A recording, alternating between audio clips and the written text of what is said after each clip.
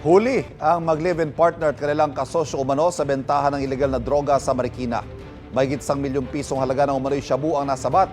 Itinanggi ng mga lalaking suspect ang akusasyon. Sabi naman ng babaeng suspect na damay lang siya. Ngayon ang balita si EJ Gomez. Nang pasukin ng mga operatiba ng Marikina Police ang bahay na ito sa Barangay Concepcion 1 noong Martes ng gabi, agad inaresto ang 3 nagtutulak umano ng illegal na droga. Nabilhan sila ng droga ng pulis na nagpanggap na buyer sa buy-bust operation. Kayo ay may karapatang manahimik.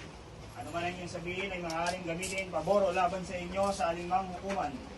Ayon sa pulisya, 3 linggong minanmana ng mga operatiba ang grupo. Yung dalawa doon ay mag-asawa. At yung lalaki sa mag-asawa ay HBI, high value individual. Then yung isang lalaki ay street level individual. So sinusuplayan yung mag-asawa, binabagsakan ng droga. Na-recover sa mga sospek ang 11 pakete ng umano'y shabu na tumitimbang ng humigit kumulang 150 grams at nagkakahalaga ng mahigit 1 milyong piso. Napag-alaman natin ang transaction nila ay pinapadala through courier. Yung droga nila ay binabalot na parang parcel, dinideliver. Itinanggi ng mga lalaking sospek ang krimen. Karapatan po namin manahimik. Hindi po kami involved sa drugs. Sa? Droga. Sir, totoo po ba na kayo ay involved sa kalakalan na illegal na droga?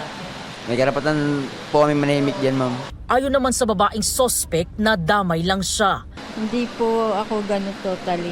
Nakahiga lang po ako, natutulog po ako. Pinasok na lang po kami. Kanino po mamba galing yung droga?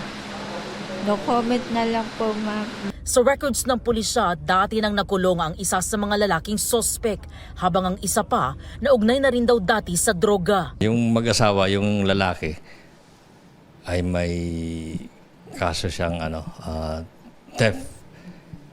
Yung asawa niyang babae ay first time nitong mahuli. Then, yung isa, yung walang asawa na lalaki, surrender siya nung time ng plantukhang, pero siya ay tumakas sa rehab.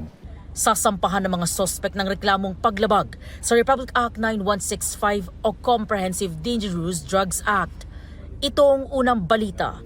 EJ Gomez para sa GMA Integrated News. Kapuso, huwag magpapahuli sa latest news and updates. Mag-iuna ka sa balita at mag-subscribe sa YouTube channel ng GMA Integrated News.